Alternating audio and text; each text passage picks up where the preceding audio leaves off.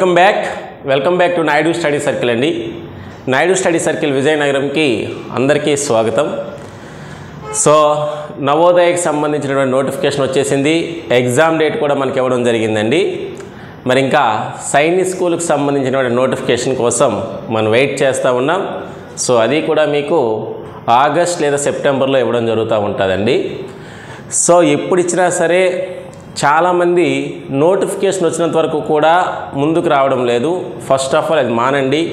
So parents అవ్వచ్చు, పిల్లలు అవ్వచ్చు, నోటిఫికేషన్ వచ్చినంత వరకు కూడా వెయిట్ చేయొద్దు. ఎందుకు సార్ అంటే సైనిక్ స్కూల్ సిలబస్ అనేది చాలా వేస్ట్గా ఉంటుంది, చాలా ఎక్కువ సిలబస్ ఉంటుంది. సో కాబట్టి ముందుగానే మీరు ప్రిపరేషన్ స్టార్ట్ చేయాలండి.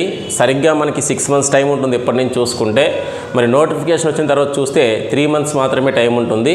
కాబట్టి ముందుగానే సిలబస్ స్టార్ట్ చేసుకోండి. సో అదేవిధంగా మరి ఎగ్జామ్ డేట్ ఎప్పుడు వస్తుంది సార్ అంటే సైనిక్ స్కూల్కి. సో లాస్ట్ టైం అయితే మనకి నవోదయ సైనిక్ స్కూల్ అనేవి ఫస్ట్ షెడ్యూల్లో వరుస రోజుల్లో ఇచ్చేశాడు. ఓకేనా. ఈసారి మాత్రం అలా కాకుండా అంటే మరలా schedule మార్చాలండి.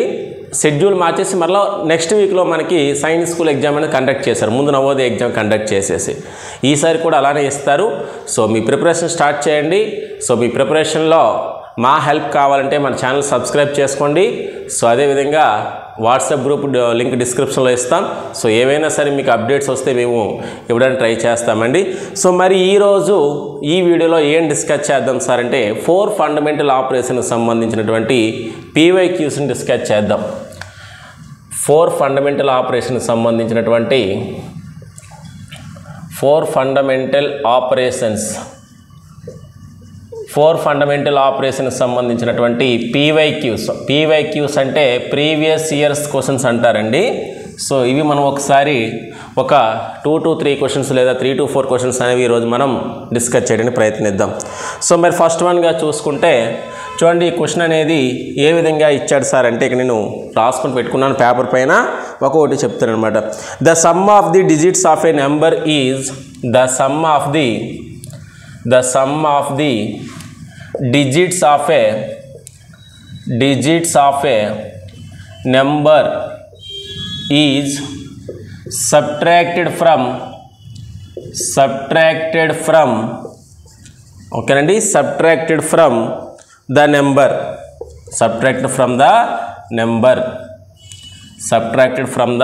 number the resulting number is always divisible by the resulting number is always divisible by అని చెప్పేసి మనకి క్వశ్చన్ అనేది ఇవ్వడం జరిగింది. మరి ఈ క్వశ్చన్ ఎప్పుడు ఇచ్చాడు సార్ అంటే జవహర్ నవోదయ విద్యాలయకి 2022లో ఇవ్వడం జరిగింది. చాలా మంచి క్వశ్చన్ అండి. కన్ఫ్యూజ్ అయ్యారు చాలామంది క్వశ్చన్ ఆ టైంలో. సో ఆప్షన్స్ కానీ చూసుకుంటే 2, 5, 8, 9. So first option 2, second option 5, third option 8, fourth option 9. ఓకేనా. సో క్వశ్చన్ మీనింగ్ తెలుసుకోవడం అనేది చాలా ఇంపార్టెంట్ అండి. ఏ అన్నాడంటే the sum of the digits of a number. ఓకేనా, digits of a number is subtracted from the number. అయితే మరలా అదే నెంబర్ని సబ్ట్రాక్ట్ చేస్తే ఇక్కడ ఏమంటున్నాడు సార్ అంటే మరొకసారి చదువుతాను చూడండి. The sum of the digits of a number, ఒక నెంబర్ని తీసుకుని అందులో ఉన్న డిజిట్స్ అన్నీ కూడా యాడ్ చేస్తే వచ్చినటువంటి రిజల్ట్ని ఆ నెంబర్ నుండి సబ్ట్రాక్ట్ చేస్తే అది ఎవరితో డివిజిబుల్ అవుతుంది అని చెప్పేసి అడిగాడు. మరి some of the digits of a number అనేటప్పుడు మనం అట్లీస్ట్గా 2 digit నెంబర్ నుండి అయినా స్టార్ట్ చేయాలి, అవునా కదా. ఇక్కడ ఏమన్నాడు, some of the digits of a number. ఒక నెంబర్ తీసుకున్నాము, ఫర్ ఎగ్జాంపుల్ 55, 54 ఏదో ఒక నెంబర్ తీసుకున్నాను, ఏదో ఒక నెంబర్ 89 లేదా 123, ఈ విధంగా నెంబర్స్ తీసుకున్నాను. ఓకేనా. Some of the digits of a number అంటే ఏంటి, ఈ నెంబర్లో ఉన్నటువంటి డిజిట్స్ని యాడ్ చేయండి. 5 + 5 10. ఓకేనా. For example 8 + 9 17. 123లో 1 + 2 + 3 6. Some of the digits of the number is subtracted from the number. మళ్ళీ అదే నెంబర్ నుండి సబ్ట్రాక్ట్ చేయండి ఆ డిజిట్స్ యొక్క సమ్ని. అర్థమైందా. సో సబ్ట్రాక్ట్ చేసేటప్పుడు వచ్చేటువంటి రిజల్ట్ ఎవరితో డివిజిబుల్ అవుతుంది అని చెప్పేసి అడిగాడు. ఇప్పుడు సబ్ట్రాక్ట్ చేద్దాం. 5 ఇది ఒక 4 45 వచ్చింది. ఇక్కడ ఏమొచ్చింది అన్న 2 ఇది ఒక 7 72 వచ్చింది. మరి ఇక్కడ ఎవరు వచ్చారు ఒకసారి చూడండి. 13లో 6 పోతే 7, ఇక్కడ 1 మిగులుతుంది, 1 1. ఓకేనా. ఏ నెంబర్ తీసుకోండి, ఏ నెంబర్ తీసుకున్నా సరే ఆ నెంబర్లో ఉన్నటువంటి డిజిట్స్ అన్నీ యాడ్ చేసేసి ఆ వచ్చినటువంటి ఆన్సర్ని అదే నెంబర్ నుండి సబ్ట్రాక్ట్ చేస్తే ఎవరితో డివిజిబుల్ అవుతుంది, ఇది క్వశ్చన్. సో మరి ఆప్షన్స్ బట్టి వెళ్దాం. 2తో డివిజిబుల్ అవ్వాలి అంటే ఈవెన్ నెంబర్ అయి ఉండాలి. మరి వచ్చిన ఆన్సర్లు అంటే ఈవెన్ నెంబర్సా, ఒక దగ్గరే వచ్చింది కాబట్టి అన్ని ఆన్సర్లు కూడా 2తో డివిజిబుల్ అవ్వవు, కొన్ని అవుతాయి అంతే. మరి 5తో డివిజిబుల్ అవ్వాలంటే ఏమవ్వాలి, 1s ప్లేస్లో 0 కానీ 5 కానీ ఉండాలి కదా. మరి ఇది ఒకటే డివిజిబుల్ అవుతుంది సింపుల్గా చూసుకుంటే, మిగతా 2 అవడం లేదు కదా. ఎస్. మరి 8 డివిజిబిలిటీ రూల్ ఏంటమ్మా, 8 డివిజిబిలిటీ రూల్ ఏంటి సార్, లాస్ట్ 3 డిజిట్స్తో ఫామ్ అయినటువంటి నెంబరు 8తో డివిజిబుల్ అవ్వాలి. 45 8తో డివిజిబుల్ అవ్వదు, 72 అవుతుంది, 8 9 జారు, కానీ మరి లాస్ట్ 1 8తో డివిజిబుల్ అవ్వదు. సో ఇది కూడా కాదు మన ఆన్సర్. మరి ఖచ్చితంగా మన ఆన్సర్ ఏమై ఉండాలి, 9 అయి ఉండాలి. చూడండి 45 9 టేబుల్లో 9 5 జార్ 45, 72 9 8 జార్ 72, 179 13 జార్ 117. అంటే ఒక నెంబర్లో ఉన్న డిజిట్స్ అన్నీ యాడ్ చేసి ఆ వచ్చినటువంటి నెంబర్ ఏదైతే ఉందో దాన్ని అదే నెంబర్ నుండి సబ్ట్రాక్ట్ చేస్తే ఎవరితో డివిజిబుల్ అవుతుంది సార్, 9తో డివిజిబుల్ అవుతుంది. ఎక్కడొచ్చినా సరే మీకు తర్వాత రోజుల్లో నాట్ ఓన్లీ ఇన్ 5th క్లాస్లో మాత్రమే కాదు, ఎప్పుడు వచ్చినా సరే మీరు సమ్ చేయగలగాలి. ఒకసారి ఇంకేదైనా నెంబర్ ఊహించుకోండి. ఫర్ ఎగ్జాంపుల్ నా ఫోన్ నెంబర్లో మొదటి 3 నెంబర్లు తీసుకుంటాను. ఫర్ ఎగ్జాంపుల్ 916 ఉంది, 916.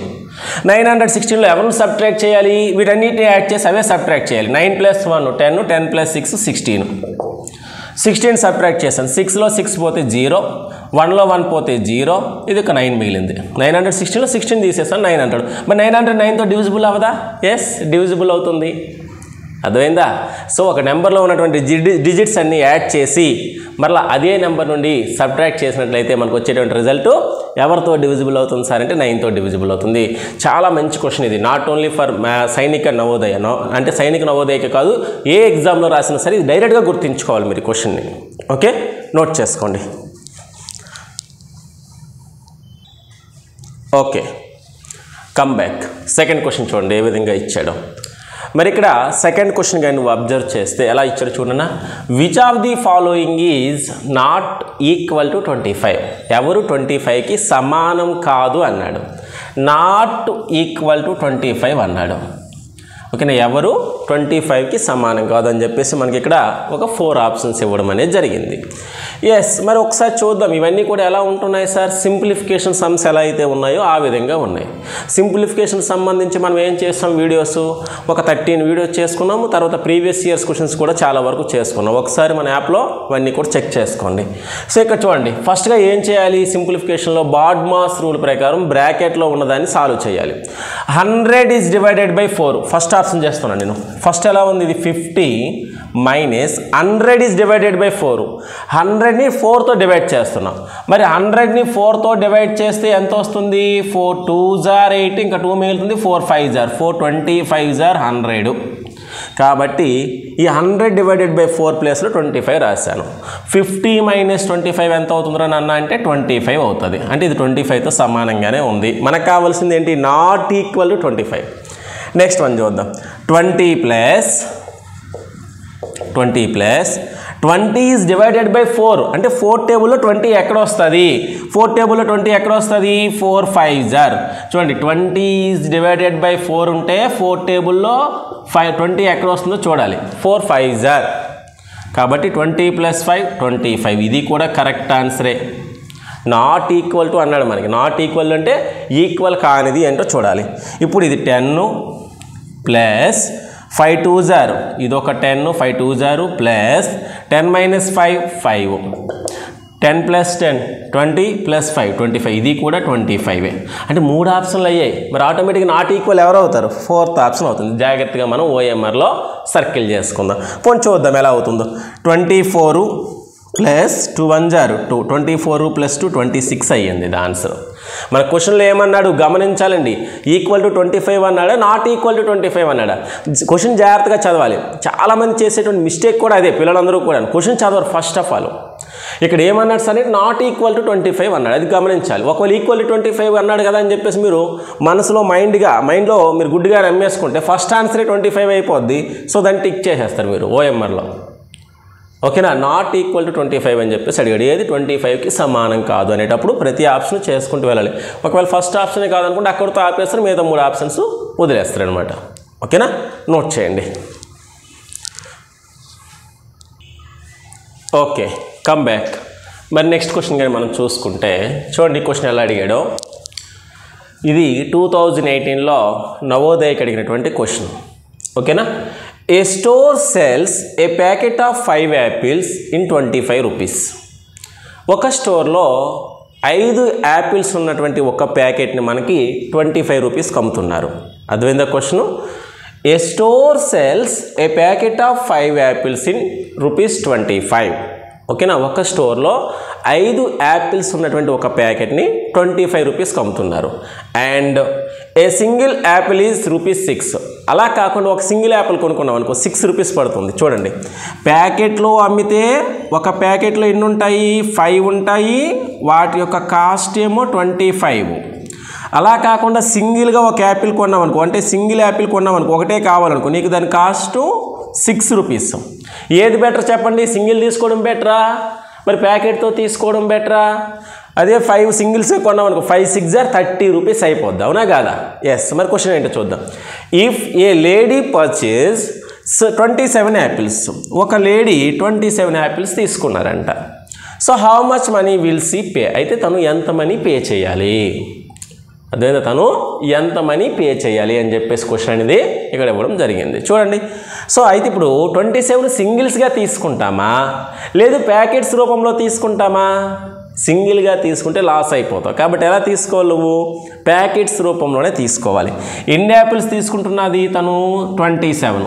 కాబట్టి 27 మనం 5 ప్యాకెట్స్ లెక్క తీసుకుంటే, ఓకేనా, 5 1 5 5 25. అంటే 5 ప్యాకెట్స్ తీసుకుంటాం 25కి. 27లో 25 ఏమో 5 ప్యాకెట్స్లా తీసుకుంటాం.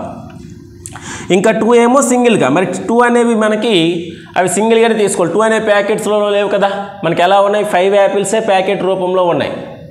ఓకేనా, మరి 5 ప్యాకెట్స్ ఏమో 25 అయిపోతాయి.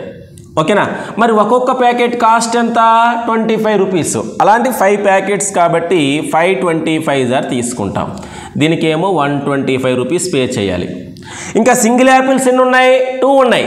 ఒక యాపిల్ ఎంత కాస్ట్? 6 రూపీస్. 2 6 12 రూపీస్. మరి టోటల్గా ఎంత పే చేస్తావు సార్ అంటే 137 రూపీస్ పే చేస్తావు. Yes, say yes sir no. అంతేగాని 27 యాపిల్స్ కూడా నువ్వు సింగిల్స్గా తీసుకున్నావు అనుకో 27 6 పే చేయాలి. కాబట్టి మనం ఏం చేస్తాం? ఈ 27 యాపిల్స్ని 5 ప్యాకెట్స్గా తీసుకున్నాం. 5 ప్యాకెట్స్ అంటే 5 5 25 యాపిల్స్. ఒక ప్యాకెట్ 25 రూపీస్ కాబట్టి 5 25 125 రూపీస్ అయింది 5 ప్యాకెట్స్ కొన్నాం. ఇంకా 2 యాపిల్స్ మిగిలిపోయాయి. ఒక యాపిల్ 6 రూపీస్ కాబట్టి 2 6 12 రూపీస్. టోటల్గా 137 రూపీస్ తను పే చేయాలి. ఓకే, ఇంకెవరికైనా సరే ఆన్లైన్ క్లాసెస్ కావాలి అనుకుంటే మన app Naidu study circle Vizianagaram Google play స్టోర్లో ఉంటుంది, లేదా కింద డిస్క్రిప్షన్లో లింక్ కూడా ఇస్తాను. సో ఇంట్రెస్ట్ ఉన్నటువంటి పేరెంట్స్ అందరూ కూడా ఒకసారి చూడండి. Thank you, thanks for watching.